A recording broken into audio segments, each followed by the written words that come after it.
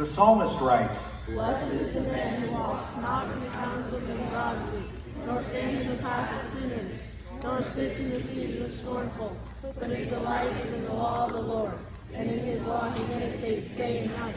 And he shall be like a tree planted by the rivers of water, that brings forth its fruit in its season, whose leaf also shall not wither, and whatever he does shall prosper. How does Orwell portray the weakness of man? Man serves in the interests of no creature except himself. All the habits of man are evil. All the evils of this life are spring from the tyranny of human beings. How does Homer describe the human condition? Ah, how shameless! The way these mortals blame the gods. From us alone they save from all their miseries. Yes, but they themselves with their own reckless ways compound the pain beyond their proper share. What are man's evil habits? The vices are pride, avarice, lust, envy, gluttony, anger, and sloth. Shakespeare says, The expensive spirit is a waste of shame, is lust in action, until action. Lust is murderous, savage, extreme, rude, cruel, not to trust. Enjoy no sooner but despise straight. Past reason hunted and no sooner had. Past reason hated as a swallowed bait. On purpose laid to make the taker mad.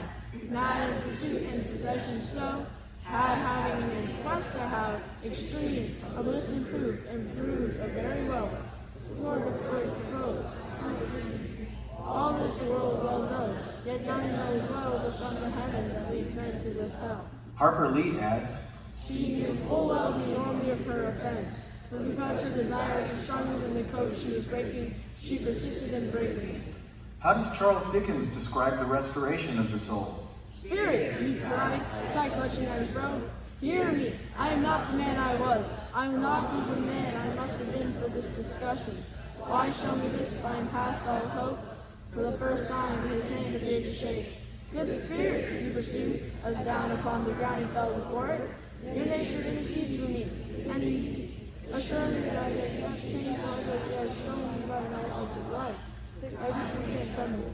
I will honor Christmas in my heart, and try to keep it all the year. I will live in the past, the present, and the future. The spirits of all three shall strive within me. I will not shut out the lessons that they teach. I will tell me that I may sponge away the writing on this stone. What does it mean to be human? The virtues are honesty, wisdom, justice, courage, temperance, and respect. These are built on a foundation of humility and charity. Why should one seek virtue?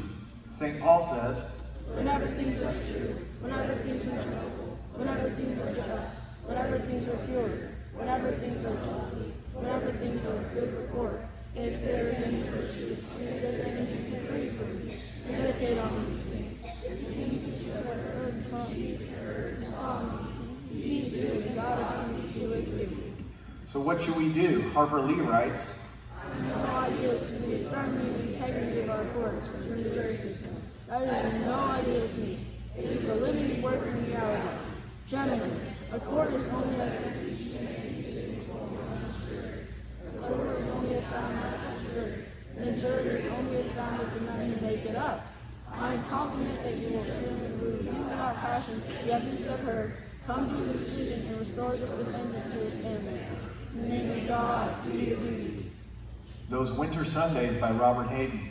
Sundays too, my father rather early, put his clothes on in the blue-black cold, and with cracked hands that ached from weekday weather made big fires with extra his. No other vanity. I waited near the cold winter and drapery, where the rooms were warm and cold, and slowly I would rise and dress, fearing the chronic anguish of that house, speaking indifferently to him, who had driven out of the cold, tossed my good feet as well. What did I know? What did I know of love's austere and growing opposites? Ray Bradbury says the most important thing that humans can do is remember. How can one participate in remembrance? Listen, said Granger, taking his arm, holding beside the bushes to let him pass. When I was a boy, my grandfather died, and he was a sculptor. He was also a very kind man who had a lot of love to give to the world. And he opened up the summer that time.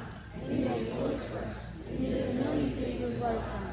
He was always busy with the things. But when he died, I suddenly realized I wasn't remembering at all, but for the things he did. I cried because he would never do it. He would never carve another piece of wood, or help us raise up the trees in the backyard. or tell the strikes the way he did. He was a part of us, and when he died, all the action stopped there. There was no one left to do just the way he did. He was an individual. He was an important man. I've never gotten over his death. Often I think of what wonderful martyrs never came to birth because he died. How many jokes are missing from the world, and how many holy things are left. The faithful world, he lived against the world. The world was bankrupted by 10 million fire actions tonight against God. All right, thank you.